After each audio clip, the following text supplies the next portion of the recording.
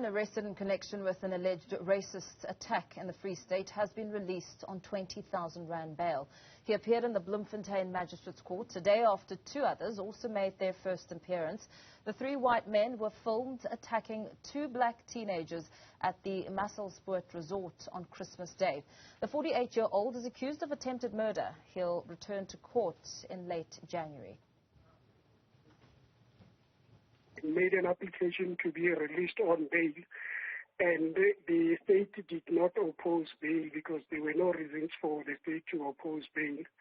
So the parties agreed to an amount of 20,000 rand. So he was released on 20,000 rand bail, and then the case was postponed to the 25th of January, where he will be appearing together with the two accused who appeared yesterday. Part of the conditions are that he must not interfere with the investigation, he must not threaten any of the state witnesses, and he must hand over his passport to the investigating officers. Now, this incident has again raised the question about how the country can tackle racial discrimination. Joining us to unpack this is diversity expert Veronica King. A very good evening to you. Welcome to Newzroom Afrika. Good evening. Lovely to be here. Thanks for having me. Now, this video, I mean, a 32-second video sparking outrage across the country, really just perhaps a reminder of what has occurred in South Africa, sometimes going by unnoticed. When you first encountered the video, what were your immediate thoughts? Deep sadness, and then I move very quickly to a bit of rage and disappointment. And I think the biggest disappointment that it's been so many years after democracy, and the sense of ownership that the swimming pool was just for white people only, was what was actually quite triggering. I think it's indicative of how the need for ownership, the programming of whiteness, and some white people are hanging on to that programming, that things are theirs, and that black people are less than and still invisible. Very disturbing indeed. When one looks at the policy that is around in South Africa to perhaps assist in eradicating racism, the hate speech bill is meant to be that assistance, but of course that alone is not merely enough, because it cannot be the silver bullet to slay the scourge of racism in the country. It's going to need a lot more. What do you think needs to start happening very aggressively now, because the cases are on the rise? I think the abuse and the violence of racism has been normalized for so long. I think the perpetrators are not accepting responsibility. My sense is that there isn't an acknowledgement of the privilege of whiteness, because if there was an acknowledgement and acceptance of that privilege, perhaps they would be using it for good.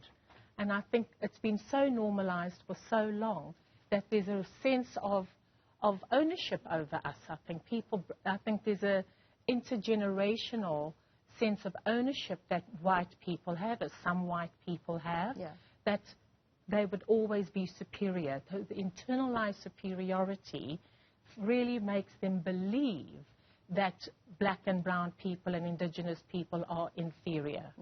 And I think that's the dynamic that really needs to be analyzed.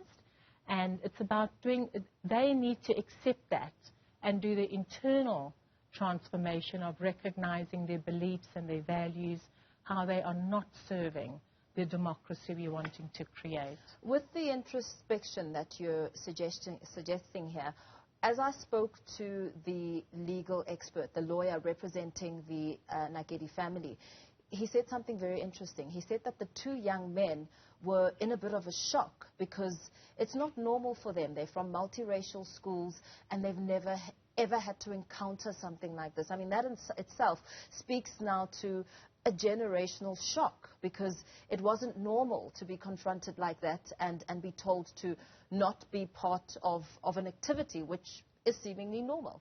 And that's what upset me, because I do believe that the new generation are really working hard. That's where our hope is, that things are going to be different. And that is going to cause trauma in these youngsters' lives for the rest of their lives. And already people my age, we're constantly in contexts where we're scanning for safety because of lack of representation and there's something that happens to us when we're in situations where there's lack of representation.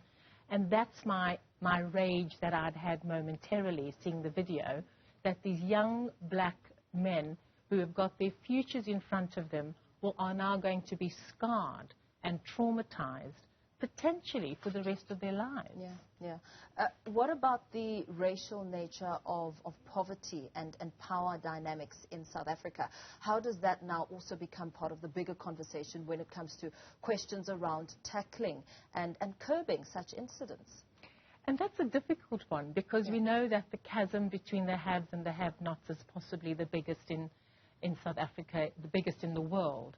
I think the sadness of the poverty is that those of us who are living below the breadline know that people that have a different color skin are still the ones that have most. And that's why perpetuating that white comfort, not wanting to challenge whiteness too much, are going to actually keep them even more impoverished, because those are the people that actually from whom they need work and opportunities. So that's the cycle that keeps me up awake at night, that those of us who are living below the breadline, the ones with the power and the money and the ones that are still possibly in charge of the economy, are the ones we still need. And that is why the kind of the programming of that internalized dominance and superiority is probably one of the biggest issues, and the resistance to transformation that is actually holding our country back. How bold do you think that the intergenerational conversations that need to happen need to be? Especially here, I mean, we're looking at teenagers and 48-plus-year-old men who were a part of this, pushing and shoving young men. Because for them, little black boys are completely inferior and they're nothing. And I think, again, the lack of exposure. I think the intergenerational dynamics are the way we're hoping to do the work. The more we have interracial social relationships, hopefully could start healing the intergenerational dynamics. So if those white men, if their kids had black friends, perhaps optimistically, they would have seen a 13-year-old and an 18-year-old young black man as possibly their children's age. And I think the segregation in our society is what I think is keeping the resistance to being inclusive and creating inclusion. I think that's one of our biggest challenges. And in terms of like the conversations and the messaging that needs to come from governments, from communities, how do you imagine it to be packaged and perhaps improved? Because we saw what the Belinda Magor incident, for instance, created so much chaos and really got people up in arms. I always say, unless we all take responsibility and look at ourselves and our beliefs and our values and acknowledge that they are not serving our democracy, unless they are named and they are faced and they are challenged, that's the kind of narrative. So I was in an interview yesterday and I'd mentioned white but not saying some white, and I got a call from a white colleague saying, surely you should have been saying some whites. And that's the level of fragility that also makes most people of color quite reserved at naming things, because immediately there's the white fragility that comes in. How dare you say white? I'm a good white. And I think the whole perception of being a good white, which is real, I think white people are good. It doesn't mean they don't have areas and parts of themselves that are still possibly trapped in that programming of them being superior. And perhaps, I mean, it couldn't be, it perhaps is something that is not something that they're consciously aware of. I mean, is it possible that racism could be something that you're not aware of? Because it's so normalized, potentially, yeah.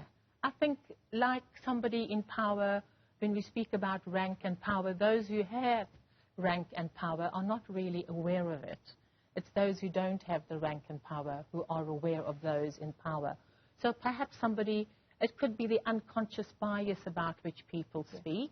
It might be unconscious, although I feel slightly reserved at saying that it might be. Yeah.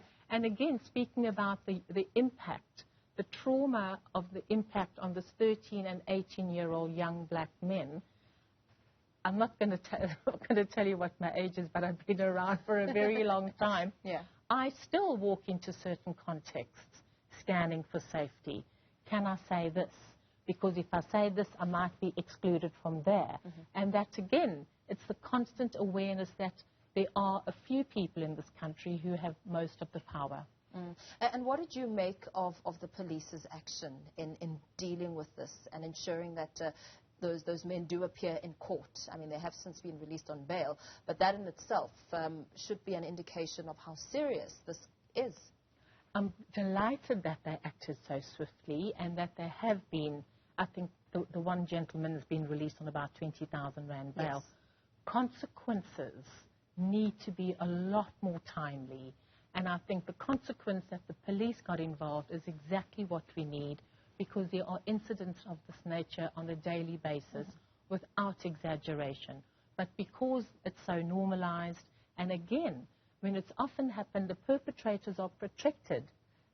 It's the black or the brown or the person, the indigenous person, who was then put into the media. We had a huge issue of this earlier this year, a few months ago, where the person who had actually made the racial slur was never mentioned in the media, but the person who was trying to rectify the situation became demonized. Again, there's a constant power imbalance in most contexts. Yeah, very well. Thank you so much. Thanks for joining us in studio to expand on this. That was Veronica King, a diversity expert, speaking to racism and what it will take to eradicate it.